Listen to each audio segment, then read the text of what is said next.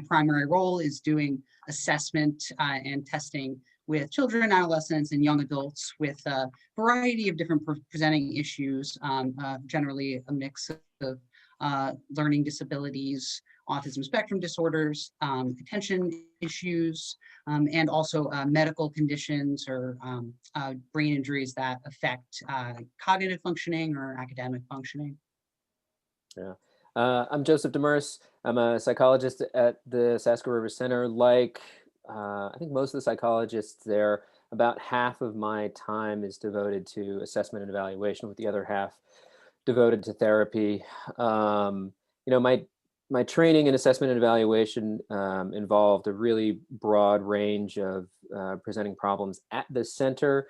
For the most part, I'm pulled in for evaluations where there are some concerns about academic functioning, behavior, social functioning, emotional presentation. Every now and again, there are some cases that have some more in-depth questions that I get involved in, but those are pretty infrequent. Okay, so why don't I start the technology process, which is always interesting here. I'm going to share slides. Let me get presentation mode. Okay, fantastic. Hope everyone can see that. Mark, how are we doing? We good? Good. All right. So let's talk a little more specifically about what that means. And I will say the first word of the title is evaluation, and that is going to be the primary focus here, is about how testing works, the testing process, et cetera, et cetera. But then there are other implications within that that we will certainly discuss. So we'll go over what the evaluation process is from start to finish. What are different types of evaluations? So what's a neuropsych or neuropsychological evaluation versus a psychoeducational or psychoeducational evaluation? What's the difference? How are they similar? How are they alike? We'll talk about when it's appropriate to begin testing. Are there times when maybe it makes sense to do a wait and see approach and get other interventions started before testing? Dr. Demers is going to talk a little more about that. What's involved in the evaluation in terms of the specific components? What are some of the procedures that we do? What happens after the actual testing process is completed?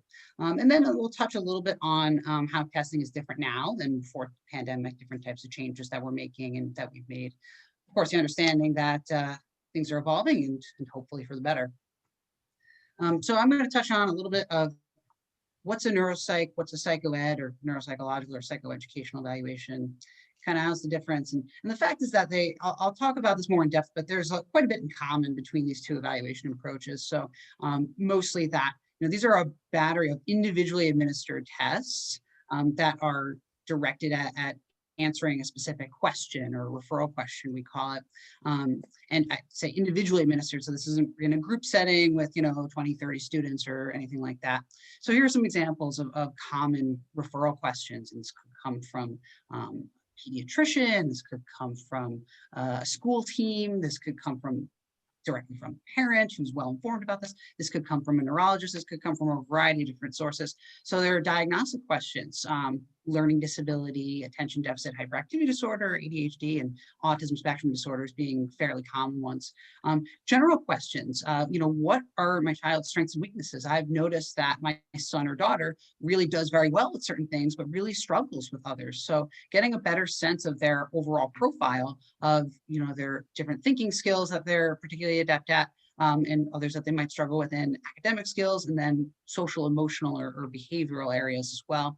And then there's more medically oriented questions, which I do see from time to time, fairly often, but this is just an example of one. So a specific event has occurred, a child has had a traumatic brain injury or something like that.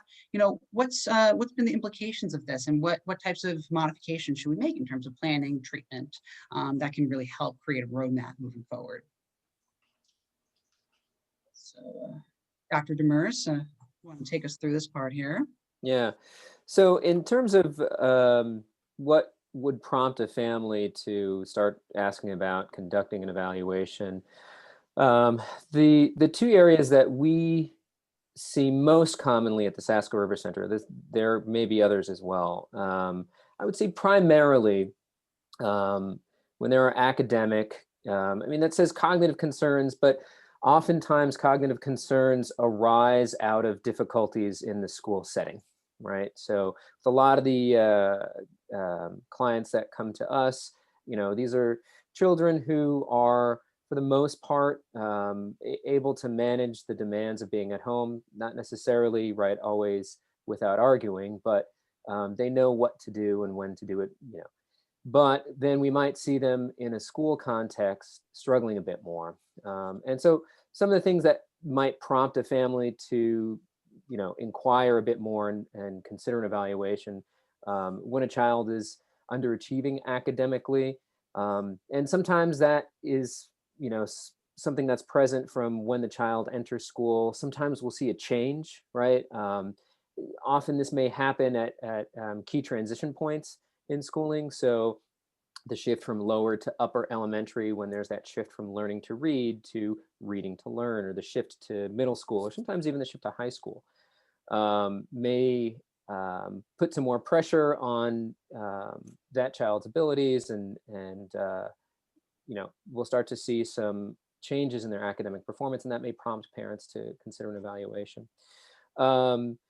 Just generally, and again, these are issues that might have persisted or have seemed to have popped up at one particular point in time, but difficulties with focus and organization, being able to keep track of assignments, time management, right? And again, these may be things that were always there, but we didn't see them. They weren't as pronounced. They weren't as much of a challenge earlier in the child's life and in those early years of middle school. But then as organizational demands increased, they had to change classrooms, they had different teachers assigning different homework, and they had different due dates, that then we see them struggling to manage all of those demands. Those are some of the things that may prompt that. And from his perspective in doing neuropsychological evaluations, I know David has something to say here about how that may not just be a diagnostic issue. Obviously, difficulties with attention, time management, focus, they can be associated with certain diagnoses, foremost among them ADHD, but not exclusively. But sometimes it can arise from other reasons as well. David, I don't know if you want to say something about that in terms of what you see. Yeah, I mean, it varies a little bit. I mean, one thing I'll talk about too is that when Joseph was talking about some of these core academic skills sort of changing over time in terms of demands, sometimes there might be delays in things like reading skills and spelling skills that are kind of at the that are associated with the language centers of the brain. And sometimes it takes there are very bright kids who have these underlying challenges, and it takes a certain level of demand and a level of volume of reading that's expected as well to result in the need to look into this further and wonder if there is, a learning disability. In terms of some of the, cognitive concerns and other concerns that we look at here. I mean, sometimes if I'm evaluating a child with a particular medical condition, there are specific areas that are more or less vulnerable based on kind of what areas of the brain are affected. And then in general, sometimes it's a little bit, families are a little bit unsure as to what's going on in terms of the areas of difficulty. Is there more of a global cognitive delay? Is it specific areas? Is it more of an emotional or behavioral or social difficulty that is just kind of making it look like more of a cognitive delay? There's all kinds of questions like that that lead to that time when, all right, I think it makes sense to really take a close look here and see what's going on. Yeah, and you brought up a really great point there, David, in terms of how emotional difficulties can put pressure on academics, and part of why we do an evaluation is to try and pull everything apart in terms of being able to look at data from different sources of the child's functioning and get a sense of, okay, I often use this term of what's driving the bus here, right? So we see children who struggle with academics as a function of anxiety. We also see children who have some underlying difficulties contributing to academic underachievement that cause them to be anxious. So, when we see them at first initial glance, we may see both things happening simultaneously. And part of the function of the evaluation is to ascertain, okay, well, what's kind of foundational here, right? And what is a result of the other factor? And the cool thing, I mean, what I think one of the cool things about evaluations is that it allows us to do that. We have the tools to help us ascertain. And then what's great is we can make recommendations to address both areas of functioning, say the academic and the emotional, but we can also help develop a plan or a course of intervention that starts with the foundational challenge, right? Which may then alleviate some of the secondary difficulties. So just briefly, I mean, I mentioned anxiety is one potential emotional difficulty, but certainly we have families coming in where there are behavioral difficulties. And we've got a picture of, two kids in a classroom, but sometimes we have behavioral difficulties that are more pronounced at home. And that's where the evaluation is coming in. And again, a child struggling to comply with parent directives or teacher directives or both, right, can arise from a whole host of sources. And so then our job is to find out, okay, what's at the root of all of this so that we can then develop a plan for moving forward that addresses that root cause, whether it's through some kind of remediation or supplemental instruction, or through accommodation, right? Like let's say there's something there, there's an underlying, let's say sensory sensitivity that makes certain tasks or situations just really more challenging for this child. We may not be able to, that may not be something where we can necessarily intervene, but we can certainly learn ways to modify tasks and accommodate. Yeah, and the thing too, that I'll say about more of the behavioral social realm, is that a very common referral are questions of autism spectrum disorder and more social thinking type difficulties. And often sort of there are modifications and interventions that are really, really important to put into place. And then that can also have some of those trickle down effects where anxiety is reduced and academic performance can be better. Sort of if the environment really fits the kid's profile effectively and they're getting the types of interventions that they need. Yeah, so we'll speak more of this on the next slide as well. So why test? Obviously, I think for most of us, myself included, our initial impulse, certainly if we see a child struggling, is to start helping them, start plugging in ways to get them to struggle less, which is more intervention, right, than evaluation. So why test then? I would say simply put, it helps us find where we can apply our efforts to the greatest effect. Right? So if we're going to be working with this child, if we're going to be trying to implement different interventions or accommodations to help them function more normatively, let's find the place where we can have the greatest impact, right? So some considerations of how we might start to understand that is, if we're testing, some of the things that we can do are understand an individual's learning profile, their strengths and vulnerabilities. So I see this fairly commonly, actually, in my work at the center, where we'll have an individual who performs, well above average for individuals their age in processing information in a certain format or a certain context, but then perform slightly to even considerably below average in terms of processing different kinds of information in different contexts. I believe, and we at the center believe, that understanding that then helps us modify how that individual interacts with information, whether that's in terms of how the teacher presents it or how assignments are designed, that allows them to draw on their strengths. Certainly, if there's any question of any kind of learning disability, and again, this may look kind of similar where a child is performing consistent with age expectations, let's say in math and reading, but writing looks really, really behind. That may prompt some people to ask, okay, is there a potential learning disability here?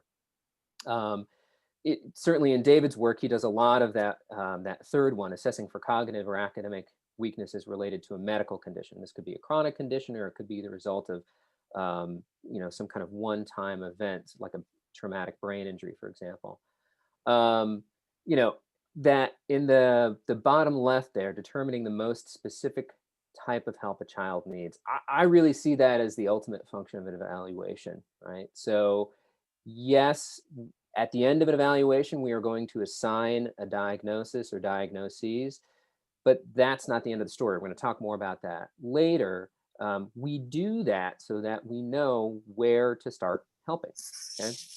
Also, to determine if interventions are working. So typically, I would say, and David, you can speak to your experience with this too. When we see a child come in for an evaluation, it's not the first time that the family has brought on support services, right? Typically, they've worked with someone or several people before, and yet the problem persists. And so in those cases, I think, well, and that's really all cases, then the evaluation is there to help us understand, okay, well, why didn't those other interventions work? What else could we do, right?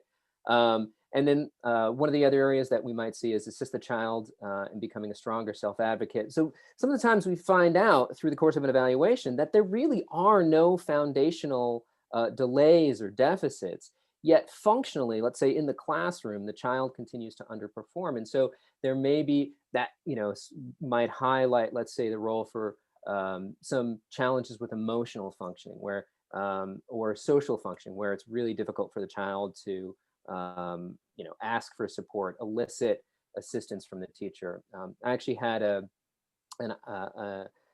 school assigned evaluation for a student, and that was really the primary challenge for this individual. It's a very bright individual,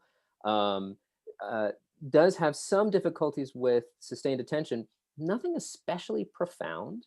So we could say like a mild ADHD, but the academic performance really varied wildly. And what we found over the course of the evaluation is that it actually spoke to the social challenges this individual had connecting with teachers, asking for assistance. Because when this individual did ask for assistance, performance was at or even above grade level. All right. And so the evaluation allowed us to ascertain that in terms of, what was causing the challenges so that we knew better how to intervene. All right. So there are, of course, some reasons not to test. As many reasons as there are to test, there certainly are some reasons not to. Typically this is partly due to the instruments that we have available to us. There may be certain developmental constraints. So most of the tools that are available to assess children, we have the widest variety of tools available to us, sort of starting around age 5. We have a pretty robust set that extends down to age 3. And then below that, we have a set of tools that allow us to conduct evaluations, but the number of questions we are able to answer is more limited. And one way to think of that is, at age 18 months, the things that we would expect a child to be able to do is far more limited than at age 8, right? And so there are questions that we can answer in that, infancy to toddlerhood age range. There are just not as many questions as we might be trying to answer. The other piece too, sorry, just if I can just jump in about the development piece, is that, the range of normal early childhood and infant development is huge, right? So, we always ask about developmental milestones in terms of when your child first walked and talked for the first time and toilet trained. But everyone knows that there's just this tremendous variability. A family can tell me that their child walked at 10 months, and a family can tell me their child walked at 16 months. And I say, okay, that's a huge range when you consider the percentage of that infant's lifetime. And that's why, in the educational system as well, generally kids are if they are in the special education system from preschool age, they're classified as having a developmental delay. as opposed to a more specific issue like a learning disability or something else of that nature, because it's just so non-specific. And the older the kids are, the more we can sort of pinpoint what that is. Not to say that there are clinicians also who really specialize in early childhood evaluations, and there are many circumstances when they're worthwhile, but I think that's also an example of some of those developmental constraints. Yeah, yeah. Another reason not to test is over testing. We see this from time to time. I would say a goodly percentage of the cases that I receive for evaluation are individuals who have been tested before.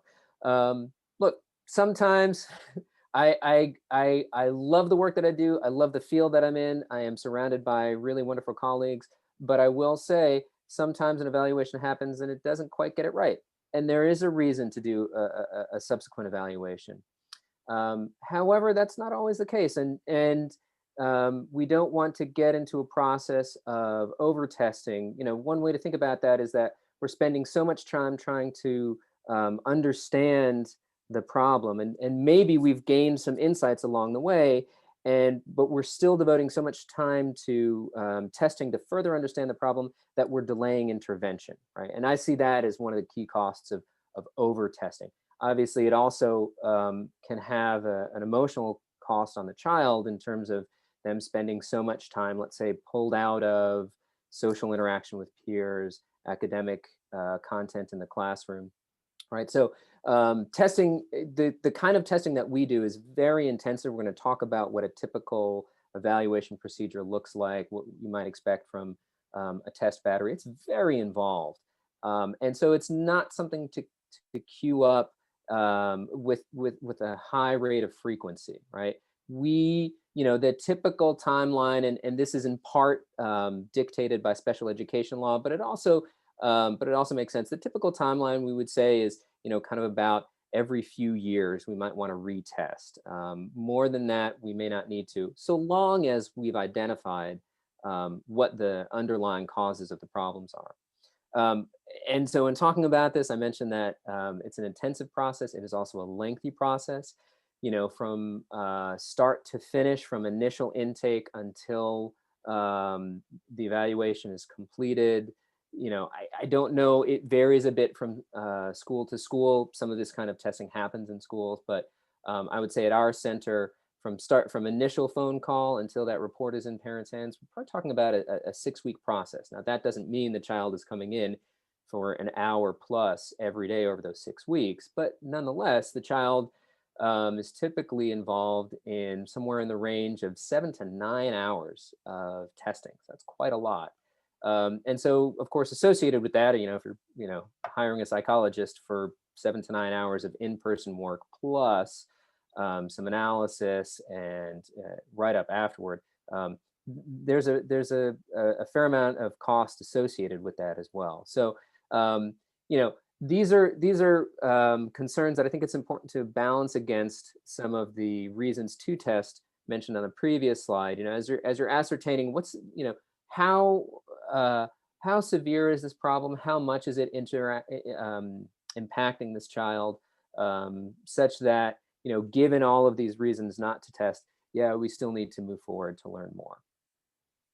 Yeah, and before we move on to what I'll say about the time cost piece is that and the developmental constraints do sometimes go hand in hand. So very often, it's fairly standard in terms of the amount of time we're able to predict how long it takes. Then there's other cases, and these are the ones that sometimes end up in my office, where it's a much more dynamic process. So for kids who might be functioning, have some more generalized functional difficulties where it's very hard for them to sustain attention for even short periods of time. And we have to really work a little bit more on the fly and seeing, what are they available for? We want to really focus on getting the most valid data. And sometimes that means doing a little bit less testing, but making that testing really, really focused and really disentangling lots of important questions.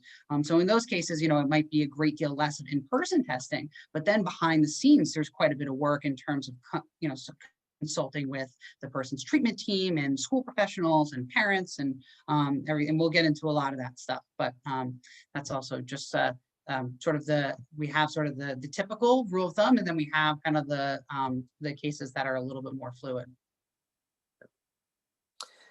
So a question that comes up, I think frequently as parents initially contact the center, they may be, seeing predominantly difficulties with emotional functioning, and they wonder, well, should I have my child tested to find out? Like, for example, a question that we'll encounter, like, is my child depressed?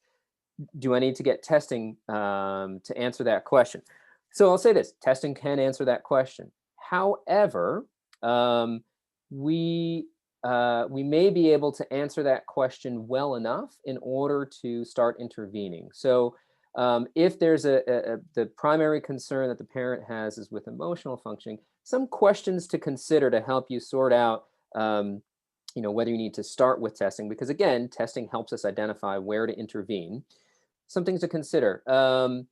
If there's difficulty with emotional functioning, do you suspect that something needs to change at school, right? Is there something at school that seems to really be ramping up anxiety or depression for this child? Or based on how they're functioning right now, is the anxiety or depression contributing to some real difficulties with functioning at school, right? And so if you suspect that that's the case, then testing may be indicated there, right? Because testing can one of the outcomes of testing is to interact with schools and point to things that need to change there, right? Are the concerns primarily at home? If that's the case, then it may be a good idea to start with therapy, some form of therapy, whether that's individual or family therapy first, because usually the kinds of whether it's diagnoses or conditions that would be identified through a testing process are ones that we would expect to see impact an individual across a range of settings, not just in one. And of course, because testing is really there to inform treatment, are there underlying issues that might affect treatment that we need to better understand, right? So issues with social functioning or communication that may make it more difficult for this individual to engage in some kind of therapy. And if so, yeah, we do need to understand those. Furthermore, how available does it seem like this child or teen is for therapy? So if they're showing a lot of anxiety or depression or both, does it seem like they're able to engage with a therapist, whether that's as an individual or in the context of family therapy? And if not, I have seen testing as a really useful way to start the conversation with that teen. So I've had this with a couple of cases. I guess I've seen it more with adolescents where somebody's depressed, but part of they weren't really able to engage in therapy right away. Part of what came out through testing is that there were some underlying cognitive factors that were contributing to difficulties with school that were driving the depression. The evaluation process highlighted those. It started a conversation, and then those individuals were more available to therapy because they understood for themselves, what was going on. A couple other points to note is that therapy can proceed if testing is taking place. So it would just mean working with two different providers at the same time, right? And talking about how some teens might be more resistant to therapy at first. I sort of highlighted that. Sort of the flip side of how available are they. If they're not especially available, testing can be a really great way to help them understand what's going on, to set the stage for therapy. But if they are really available and they're pretty depressed, then I would say let's not delay treatment, even if there is cause to do some testing afterward anyway. All right. So what does it look like? So if you're coming in for an evaluation, what are you and your child going to go to? So the initial contact is usually with one of our front office staff, one of our intake coordinators, who will ask you a set of questions to help determine if evaluation might be most indicated at that point. Hopefully people can still hear me. Yeah, I mean, I'm getting a little bounce back in my mic. So yeah, I think, if you could all just mute your microphones, that'd be fantastic. Yeah. So I think my voice is still carrying through, even if there's some other noise coming through. After those preliminary questions with the intake coordinator, you then meet with a clinician. We'll speak more, a little bit more in detail. These days, that's happening over video sessions, of course, to account for coronavirus contagion. After that intake, we schedule a few appointments. This can be 2, it can be 3, it can be more.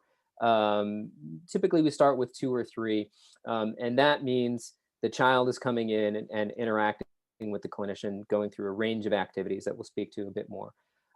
Following that, the clinician scores up all of the activities that the child completed. Often here at SASCO, we'll then meet with a clinical team of all of the psychologists, and I was going to say neuropsychologists, but at the moment we just have one.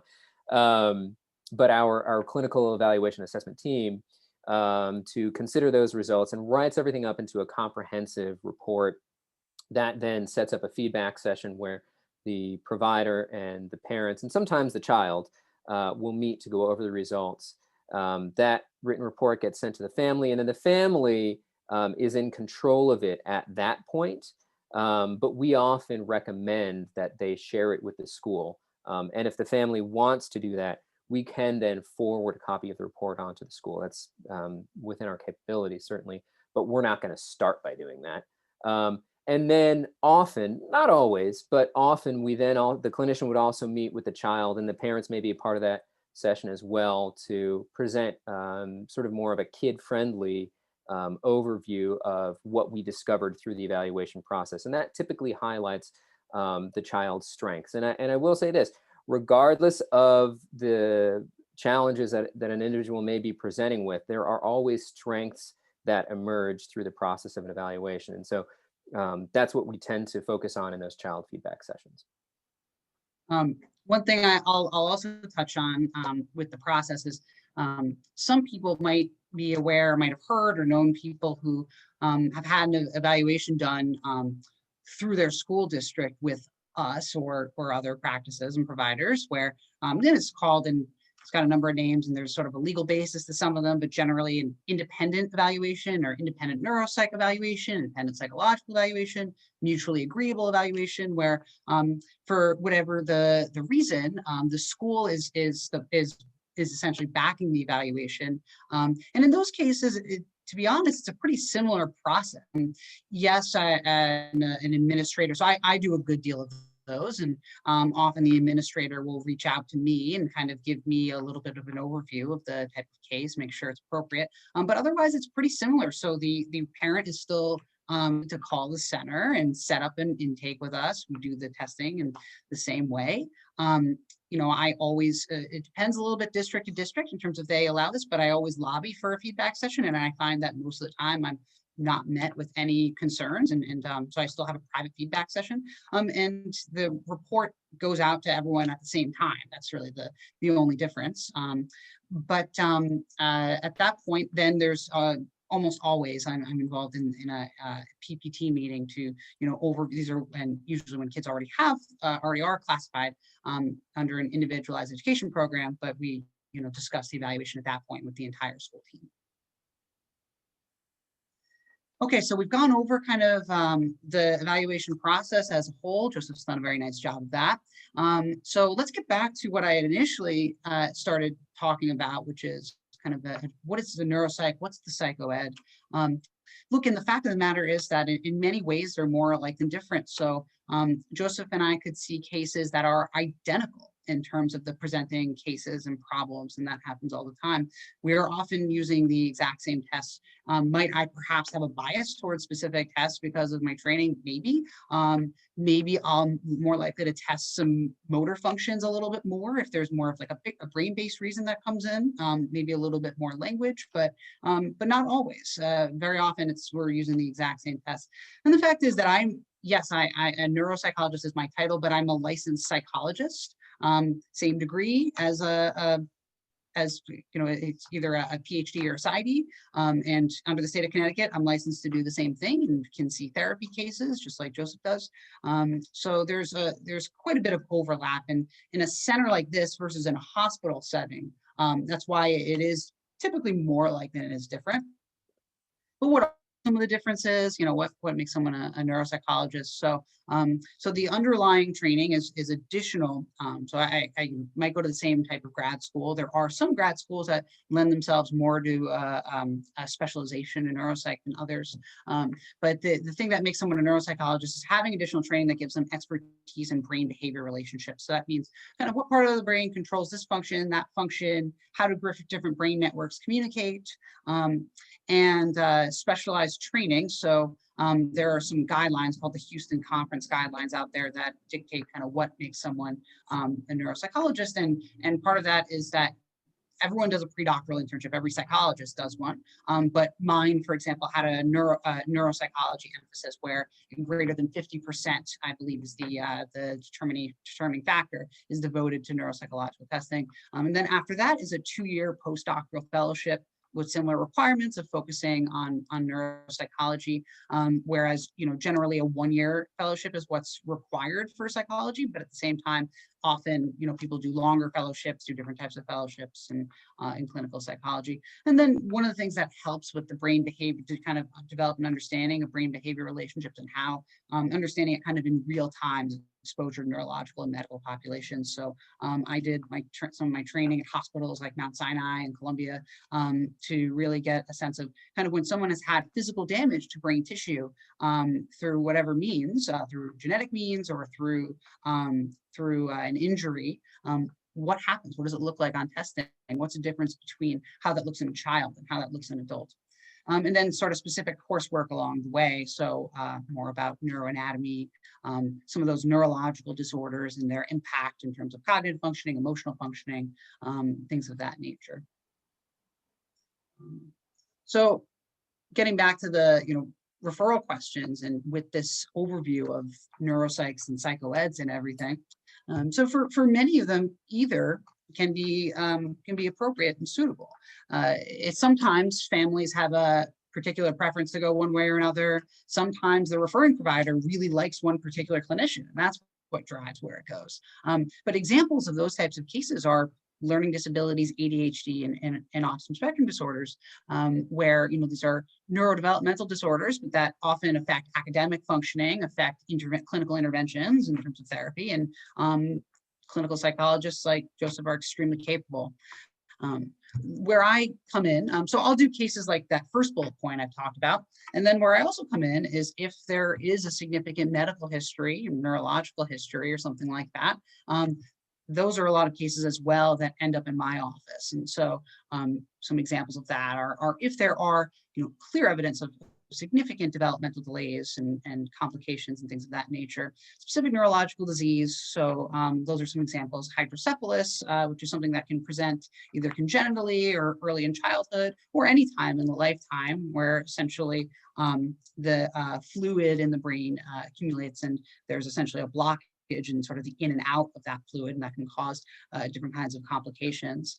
Epilepsy and seizure disorders, brain tumors, genetic disorders, so chromosomal abnormalities, sort of non-specific genetic disorders. Sometimes it's just sort of notified that there's something a little bit off and it's not identified with a particular genetic syndrome, but it's sort of red flagged in terms of having different cognitive risk factors, academic risk factors, social emotional risk factors, and I'm sometimes brought in on those cases. And then lastly, the acquired brain injury where maybe that someone's had a typically developing brain and then something has happened and we try to get a sense of, usually not necessarily an acute period, or at least not me, it's more the rehab neuropsychologists who do it in the acute period.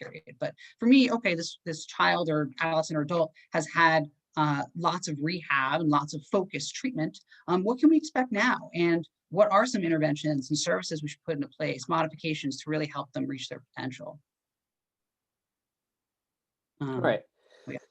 So to just give you a sense of some of the kinds of cases we might expect, we figured we'd take you through a sample case study for where a psychoeducational evaluation will be indicated, and then David's going to take you through one where a neuropsychological evaluation will be indicated. So let's say we've got our 11-year-old here whose name you might know from outside this presentation, but it's been redacted for our purposes. So his experience of being in school, takes a look at the clock. Wow, it's almost 11 o'clock. Wow, The last 2 hours really flew by. Oh, I hope the teacher didn't say anything important. So we'll call him Max for our purposes. Um, Based on experiences like this, was referred to the center by his parents, just started 6th grade this year. And parents are noting that parents and teachers, he often forgets materials. He leaves things at home. He leaves things at school. He gets home. He doesn't have the thing he needs to do the homework. He gets to school. He doesn't have the homework that he did. So he forgets to turn in assignments. And obviously in the year of the pandemic, one of the things that we're saying is the kids are completing their assignments on whatever portal that teacher chooses to use, but then doesn't click the submit button for some reason, right? So finishes, let's say, all the math problems, says, great, I'm done, and misses the little button in the bottom right corner that says submit. Max takes a lot longer than parents might expect to finish work, and maybe they've even communicated with the teacher, and the teacher is saying, oh no, that shouldn't be taking an hour and a half, that should be about 15 minutes, right? Teachers observe that Max is really rushing through his work, making a lot of careless errors, is disengaged in class, doesn't quite seem to be with the lesson. So this is where Max is coming in. And then my goals in evaluating Max would be to establish any history of difficulty with organization, short-term memory, and time management. So is this something that just started in 6th grade, or did we possibly see some signs of it beforehand and it just now became more pronounced, right? And the reason for doing that is, I mean, there are some diagnostic reasons, but also it then directs my focus in terms of the evaluation and also in terms of intervention. If everything was fine until this year and now the wheels are coming off the cart, clearly something in the past year is contributing to that, and we really need to find out what it is. If, on the other hand, this stuff has been going along kind of this way, but it hasn't gotten in his way so much until now, well, then it sounds like there may be some underlying deficits, delays, difficulties that just had more pressure put on them this year and got highlighted, right? And so related to that are the difficulties Max is demonstrating in school the result of a disorder affecting cognitive function, such as ADHD? Are these normal difficulties adjusting to middle school? Could they be secondary effects of emotional difficulties, right? So this year in particular, all of us are under a great deal more stress. Our schedules, our routines, our lives have been disrupted, upended.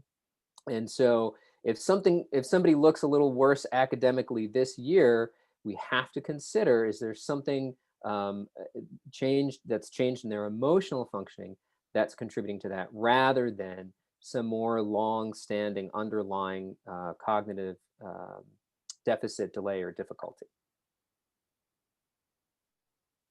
So here's an example of a case where I might be brought in. So once again, redacted, but this is a girl where a lot of the concerns are fairly similar to what Joseph talked about for our friend Max. In this particular case, there were some academic challenges that were a little bit more in terms of lacking consistency, and then some more social emotional symptoms in terms of this anxiety and some difficulty regulating mood and things like that. And so it just so happened that this girl had a history of epilepsy. Just don't know why she was referred by her neurologist. And so, some of the questions are does the actual location of where these seizures happening in her brain, does that match her profile? Is this, neurological in origin? Or perhaps is the seizure disorder fairly under control, or any weaknesses probably not related to the seizure disorder? Is it primarily more an issue with mood regulation, anxiety? There have been any huge changes in her life? We get a better sense of that. And once we get a better sense of kind of, as Joseph has said, what's driving the bus, that allows us to intervene, get a better sense of how we should plan her education, what types of modifications should be made. Does she need additional support? Does she need treatment outside of school? And if so, what kind of treatment? And then, this testing is a baseline. So, as Joseph said, the standard is typically, every few years, every 3 years in the kind of the special education system. There are times when that's not even necessary, when, say, someone isn't doesn't need a great deal of support, feels like everything's kind of going along. And then there's also times when it might make sense to intervene a little bit sooner. So if there have been significant changes in things like medication for a medical case, or something really significant has happened in their medical history, or if we have a nice baseline, that's sort of one of the nice things about testing. We have a nice baseline here. We can compare it at some point, and we might want to, if someone's, really struggling, we make a lot of changes to their programming, we might want to see how the skills are coming along with some of those changes. One piece that we haven't touched on, so we talked about the neuropsych evals, we talked about psychoed evals. One of the things that's so awesome about working in this is the doctor that will do eval. I'm sorry, was there a question? Oh, okay.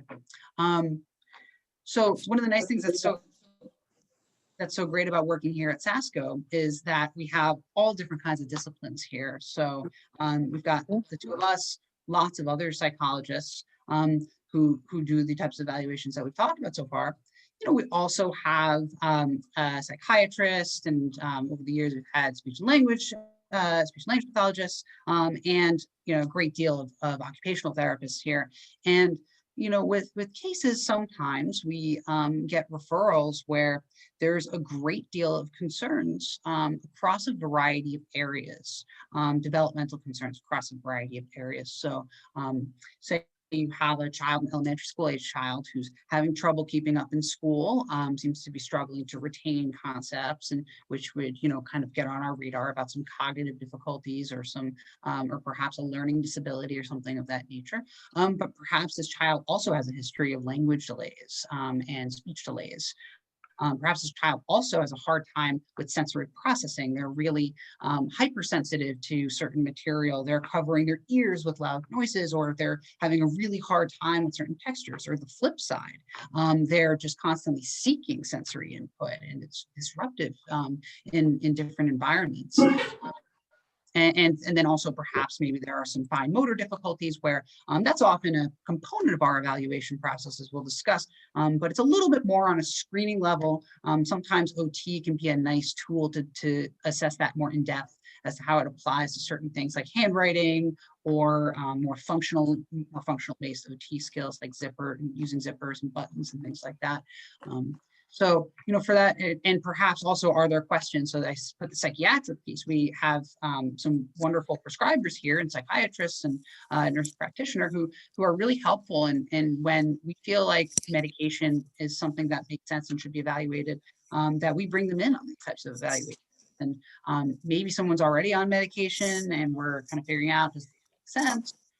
Or it's not a medication, but that's a significant question. And then, of course, also, it's always great just to have another pair of eyes on some of the kids that we assess, and that's another advantage to having these multiple components and people with multiple different types of backgrounds and lenses. And what we usually do is we, it's a little bit different in terms of those arrows, the slide Joseph talked about earlier, in terms of what's the process, in that it's a little bit of a longer term process. The general model is that we do the evaluation, we get the testing done as quickly as we can without overtaxing the child, but they might come for some neuropsych testing. They might come for some— John, Erica texted me. She said, sorry, just a reminder, if you could just keep your microphones off. Yeah, so it'll help us, I think, get through the material for now, at least a little bit more quickly, if people just find that mute button and have yourselves on mute. Thank you, not that we don't want to hear from you, but just we'll hear from you when you're ready to ask us a specific question. Absolutely, and you can always use the chat as well for specific questions. But as I was saying, generally the child does is in the office for quite a number of hours over the course of a few weeks or so, and then the team gets together. So we're a multidisciplinary team. We make our impressions together. We make our diagnostic formulations together based on all the input that we have. We help identify recommendations. And so then the general approach is to come together and write a unified report, which ends up being even more lengthy and comprehensive than a typical report, but it allows for all of it to be in one place. So, one of the great things about the school system, it's so amazing, is that you have essentially your child, if you're getting evaluated by the school, is getting a multidisciplinary evaluation a lot of the time if there's different areas of concern in terms of getting a psychological evaluation. You get often get an OT evaluation, speech evaluation, sometimes PT. It's fantastic. The challenge with that sometimes comes is that everyone writes their own report. And it's all discussed at the PPT meeting, but sometimes parents have a hard time and can be understandably overwhelmed of, I'm seeing all these different reports, how does this issue integrate? How does that issue integrate? And in this case, by having it all in one report and one umbrella, we talk about how a lot of time these things are interrelated, and it's not always so helpful to think of them in terms of different pieces. It's more important of just thinking of how they combine and make the child's overall profile. And then you have all the recommendations also in one document. So so for certain scenarios, I'm not saying this has to happen with every child, but it really there are definitely cases where it makes sense. Let's see. Just before I move on to the next slide, I'm just monitoring the chat here.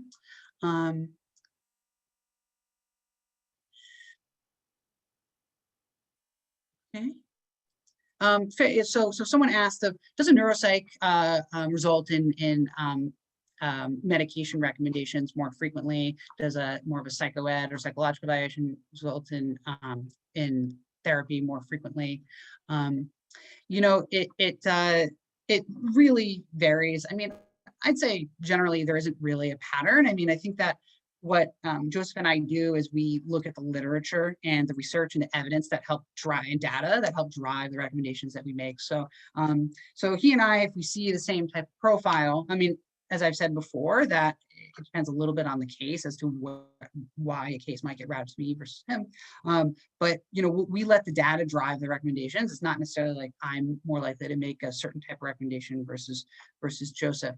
And no, generally we have a pretty good idea up front of what makes sense in terms of having the evaluating clinician. That's where our intake coordinators are so wonderful and so helpful, is that they take calls, they have great experience in understanding these evaluations, they know exactly what they look like from beginning start to finish, and they can help figure out, is this a psychoed, is this a neuropsych?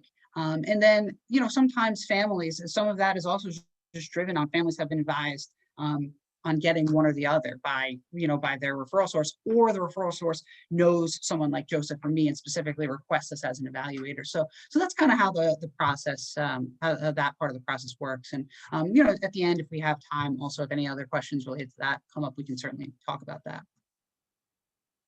Sorry, there we go. Yeah, and speaking of time, David, I'm thinking as we list these different domains, we then may need to pass through some of the sample tests. I think might need to just show a couple of examples of some of the sample tests, just so that we can get to allow some time for questions at the end. Yeah. So we'll sort of breeze through these next components of the presentation here. So so what's evaluated? What are you looking at in evaluation? I mean, it's a broad term. So we're generally looking at what's the person's overall intellectual potential, so that traditional IQ.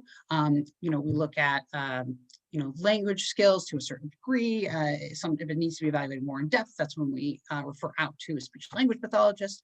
Attention and executive functions we've talked about with different, with, for example, Max, that would be something that we'd certainly be looking into.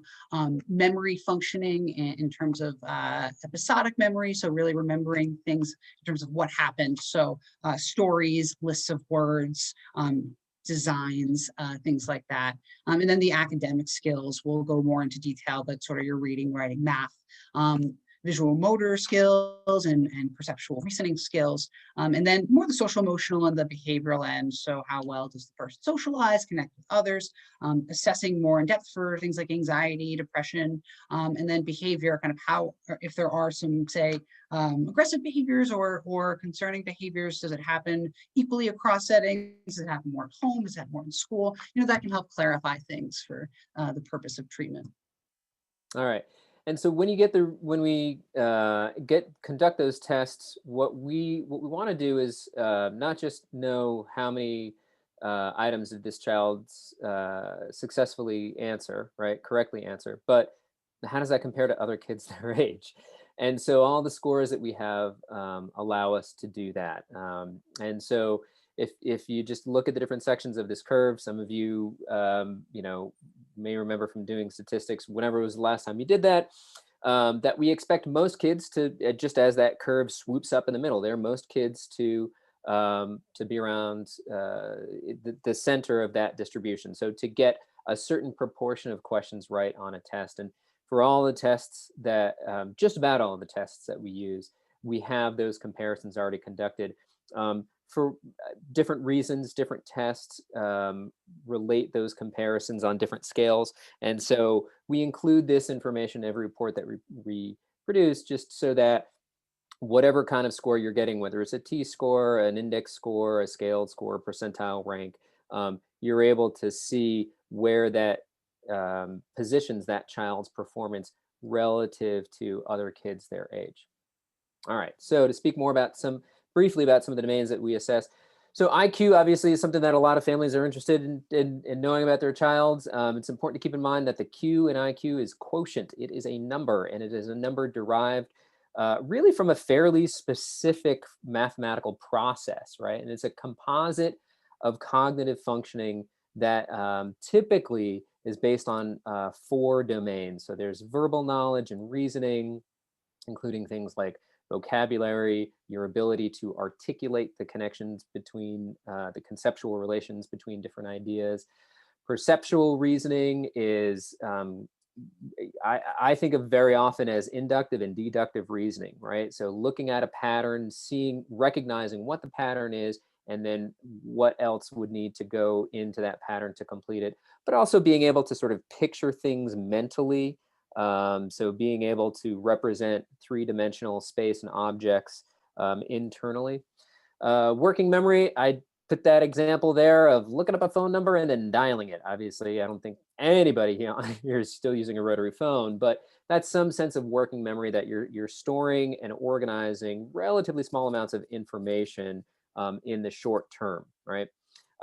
Processing speed is just how quickly you can, the test that it's an indicator of how efficiently somebody works through information. The tests that we use are often how quickly can you find all of the specified examples. So like in this example that I just made up, you're given a range of something and you're asked to find only this one, right? There's a range of letters, you're asked to find only this one letter and find all of them as quickly as you can, right? So those are some of the, those are the 4 components that we look at that then result in an IQ score. An IQ always means score, right? Intelligence is, we posit represented by that score, but the IQ itself is a score, and this is how that score is derived. So to give you just, an example or two of how we might look at this stuff, this is a test that we might use.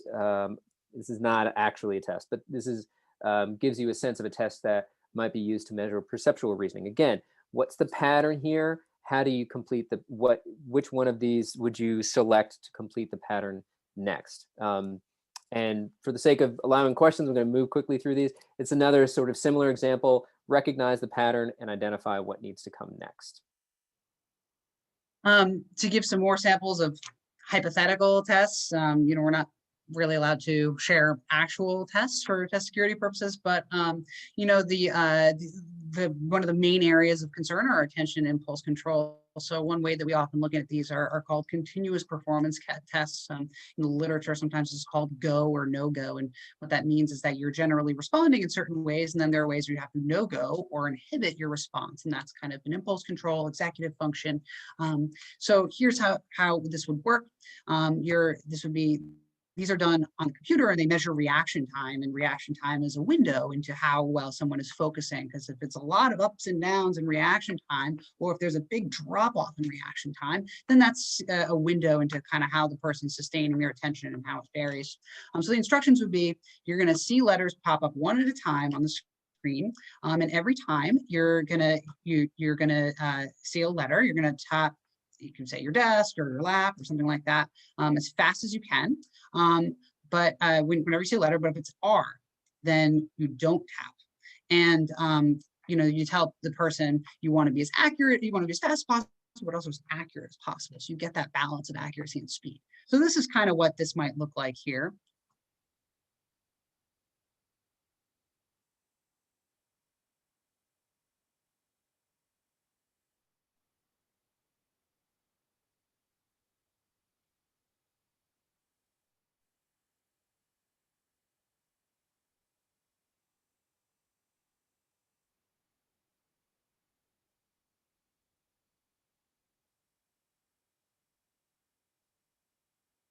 Okay, so you'll notice that I was changing the slides, or at least I was trying to change the slides. I don't have to do this on the real test at a different rate. So it's generally, sometimes it's 1 second or 2 seconds or 4 seconds, and that places additional demands on the attention system. So, so that's just sort of an example.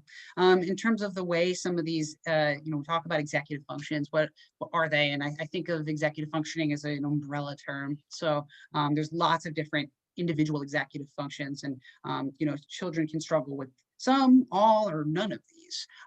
So it's everything from kind of emotion regulation and behavior regulation, controlling your behavior and your emotions, to impulse control. Those are kind of the lower level executive functions, to higher level, more cognitive processes, like planning effectively, and taking organized approaches to things, and being able to be methodical in the way that you proceed, and think flexibly and be able to shift your thinking quickly. So this is just an example, once again, not a real test, but of what we call a Stroop-like task in the literature. And that's where you're saying these, you see these color words, and the automatic instinct is to just read the word. It's an automatic process that's been overlearned in our brain, and you have to override that and name the ink color. So it's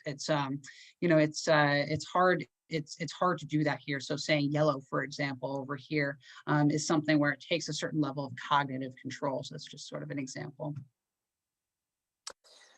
Okay, we invariably include measures of memory. This is really salient if there are some academic concerns. If an individual is having trouble learning any particular type of class, it helps us to understand how their memory system is functioning. So we usually test memory for different types of information. So we will tell the individual story and then ask them to retell it. And then half an hour later, ask them to retell it again, see how much they held on to. We'll read a list of words, just serially, and see if, kind of like, you can think of it kind of like a shopping list, except they're not all things that you would go shopping for. So it's sort of a list of seemingly random words. Again, ask them to retell it to us. Half an hour later, okay, how many words do you remember? We'll also have them look at some images, and there's different ways we'll have them interact with images. Sometimes we'll have them look at geometric shapes or a combination of geometric shapes, copy them, and then sometime afterward ask them to redraw it from memory, or look at an image, try to commit it to memory, and then look at a similar image where things have been changed and identify, wait a minute, what doesn't match up, right? So those are some of the ways that we might test memory. And then in terms of academics, we really want to get a sense of where the child is functioning across different factors within each academic domain, right? So we're not just going to give one reading test, we give multiple, because we want to see how the child is doing at the individual word level. Are they able to recognize words? Are they able to sound out unfamiliar words? Up through when they read a passage, can they speak about what's happening in the passage, make correct inferences based on what's in the text? Similarly with writing, want to make sure that they know how to spell individual words and form letters, but then also can they compose a longer piece of writing that shows age-appropriate, stylistic, and content elements, right? And then similarly with math, looking at can they recognize differences in quantity, up to can they do grade level or even beyond problem solving, look at a problem, recognize when an equation is called for, create that equation and solve it correctly. All right. In terms of social emotional functioning, we'll collect a range of data here. Typically, there aren't tests per se where we're comparing this child's emotional responses or behavioral responses to other child's their age. But we are asking parents and teachers, adults in the child's life and the child themselves, about how they typically respond to information. And then we compare that to how other children their age typically respond to those situations. We also, in the course of interacting with the child through testing, collect our observations and make notes about how the child responds, if I'm working with a child, how the child responds to me socially, and what that might suggest, right? Similarly, I or one of my colleagues might observe them typically in the classroom, because often we're looking at academic concerns, but sometimes we may do observations at home.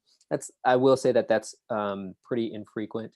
And again, when we do observations, let's say in a school setting, we're making notes about what that child is doing, but also making notes about what their classmates are doing, right? So in this context, what does this child's conduct look like compared to other kids? Okay, so we've gone through the domains that we go through, and one thing too I'll say before we get to the next phase is that that's the comprehensive full neuropsych or psychoed battery for kids who are at that's the functional level who that type of evaluation process makes sense for. I mentioned earlier that there are some kids where that just isn't the right approach, and we don't want to over test, and sometimes we modify based on the actual child. So it's not like we have a fixed battery of tests. I think that a lot of people have a core or preferred battery of tests, and then might mix and match and make changes as needed and take some parts of it out, maybe add some other things in it. It sort of depends a little bit on the case, but that's a general overview. So what's in this report that we've talked about? So the background history, always really important to talk about. When did these concerns start? Were there developmental delays? What's the person's medical history? School history and what's been tried before in terms of interventions, behavior observations. So the quantitative data. So these are just some examples of sort of how we would lay out some quantitative data. That's all extremely important. Sometimes it's what is driving everything, but the qualitative data is really, really important too. And there have been times certainly where I find the qualitative data more important than the quantitative data. So the qualitative data that we would present in the behavior observations, how well did Max focus? Was Max distracted and looking around the room a lot and internally distracted by his own thoughts, perhaps? Because sometimes a child might do really well in focusing during an actual test administration. It's structured, it's novel, it's often kind of interesting, but how is the child doing with transitions? How is he or she doing when you change things up, when you go from room to room, when you're done taking a break and you have to get back to the tasks at hand? Those are all really, really, really important as well. So then we get into the test data, and then we always have a summary in terms of what are the most overall important things. Where are the strengths? Where are the vulnerabilities? What's our diagnostic impression, and then what are the recommendations? And actually, at our center, we generally put a lot of that first. We have a slightly different model in how we write reports. So we put those most important things first, because those are the questions. Those are the answers to the questions. And then the test data and the behavior observations are all important. But that's, once you have that overall understanding, I talk about it in terms of having that overview, that 30,000 foot overview of what's going on, then you can get a little bit deeper into more of the details. What's the point of this written report? Where are we using it? Well, very often when school is a primary area of concern, where the family chooses to or has us with their permission share this with the school and the school team, or perhaps this is a step towards getting the child more involved within the school, as well as outside providers. It's really important for therapists, for psychiatrists, for medical providers. This allows for that continuity of care. And, it can be helpful. The report can be helpful. We make as well as recommendations in terms of interventions, we'll include different strategies for educators, for parents to help deal with whatever the presenting problems are. And then the self-advocacy piece that Joseph talked about at the beginning, we often put in recommendations, especially as children get older, of trying to sort of own their profile and their strengths and vulnerabilities, and knowing when they need to ask for things and ask for help, and then also knowing what do they do super well, what are they really, really good at. That's a, even if it's relative, if the child's having a lot of areas of difficulty, but what are some of those things that they do well and that they can allow them to have pride and everything like that. So very quickly, we'll touch on how this is being done now with the pandemic, and then we'll have a few minutes if anyone has questions. So how are we doing this now? Obviously, we have to be taking precautions here. There was some research on this in the past on how to do testing, to consider remote testing for people who were in more rural areas, that we've been able to access that research, and some new research has been done since early 2020. That's been super helpful. But there's generally three main models in a hybrid model. So one is 100% remote telehealth, clinicians in his or her office, kid is at home, they're in different settings, and that, I'll talk about sort of the pros and cons of that. There's the remote in office, where, it's the same office in terms of the suite, but they're but the clinician and child are in separate rooms, and you're using Zoom, for example, as a telehealth platform to do things like screen sharing visual materials, talking over auditory materials and verbal materials.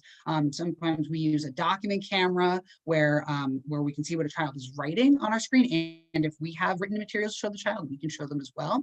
And then face-to-face, where there are certain evaluations where they're done 100% face-to-face, no telehealth at all, with COVID precautions, of course. And then there's a hybrid model, and that's been the most common approach, but it really depends. I've been doing some cases where the hybrid doesn't make sense for certain kids, and a face-to-face model is absolutely the way to go, in my opinion. So it depends a little bit on the case, and I'll talk about very briefly some of the pros and cons. So with the remote telehealth, there's no risk. So that was, so especially at the beginning of the pandemic, a lot of people were doing that. But, we have an obligation for test security, to keep test security and not, so we don't, when possible, we don't want to be sending tests, test forms to the home. Logistically, definitely more challenging. You got to make sure that both internet connections are okay. Often the dog's barking, the cat's coming in, maybe younger siblings coming in. So there are some drawbacks there. The remote in office has been, that was what we were doing at the very beginning of the pandemic. And that allowed to mitigate a lot of those concerns. But it's definitely more challenging for younger children, I'd say below 8. There's a lot of technology that you need to navigate and to be able to share your screen. And then, with behavior regulation difficulties, it's really challenging. You can't constantly be going in the rooms, hard to manage them in those particular types of situations. And then the face-to-face, for me, the best in terms of behavior observations, you get a lot of the nonverbals. It allows for a wider range of instruments to be done. And then I also typically prefer this for kids who have limited language skills. That I think that's really, really, really important. And so particularly lately, now that we're able to do face-to-face safely, I have been doing a lot more of these. And then, of course, that does have a higher risk. And there can be fatigue from mask wearing, but, we are pretty flexible. We let kids take breaks and go to different parts of the waiting room and everything like that. So as we navigate this pandemic, we found that there are times when it definitely makes sense to do face-to-face, and we make appropriate modifications for it. This I won't go too far into, but it's, typically it depends on the case, but generally we try to, not have too much close contact with the family. We have a very large office setting, so families can spread out a little bit. And that's, it sort of depends on the case. But the intake, the initial parent appointment is all done over telehealth. The feedback session is all done over telehealth. That's really when you don't have to go into the office. Generally we try to keep everyone safe. Okay, so thank you, everyone. if anyone has any questions, feel free to, I mean, you can email us if anything comes to mind, but, feel free to put something in the chat function or raise your hand or whatever works. Yeah, and I just wanted to check. I know there was a second part to that question we received earlier about if it, if a case starts, if a client family starts with one provider and it looks like a different type of evaluation is indicated, is there a way to reroute that? I guess one other thought that I had on that is we've sort of got two passes to connect a family and a client to the right provider. So one is the communication between the intake coordinator and the family, and there's usually multiple points of contact through that process. And then the second is the intake with the provider who's initially assigned. And if in that process, right? So let's say, I have a family connected with me for an evaluation, and in the process of the intake, it emerges that there are some medical issues that sound like they're playing a role in what's going on. And I would say, okay, great speaking with you. Thank you for answering all my questions. I'm going to connect with our clinical team because it may be that a different kind of evaluation is going to be warranted here. And then we do have the ability to transition providers at that point. Yeah, and at the same time too, Joseph, I know this wasn't directly asked, but we touched on it a little bit. There are times when I'll do it seems like that there are concerns that make sense for an evaluation, but along the way, during the intake, I see that a child is really, really struggling with anxiety or depression, and to me, it seems like there aren't a lot of academic concerns, and what the child really needs is therapy. Perhaps either they're having such a tough time that they would struggle with the evaluation process, or I feel like working with a psychotherapist, is really a great start. They'll help get a sense of kind of what's going on in the emotional realm. And that's where really the change should happen. And then, if things are continuing to be are an issue in school and it seems to be above and beyond or different from the therapy, that's when an evaluation also could work in that circumstance. Here, okay, so thank you. Anyone else have any questions or anything? Hey, David, Joseph, I'm not sure if you saw the, oh yeah, so, no, sorry, I think it was the chat box, but I think that was addressed. Yep. My apologies. Oh, Yeah. that's all right. Yeah. All right. Well, thank you, everyone. Yeah, thanks for joining us this morning. Yeah.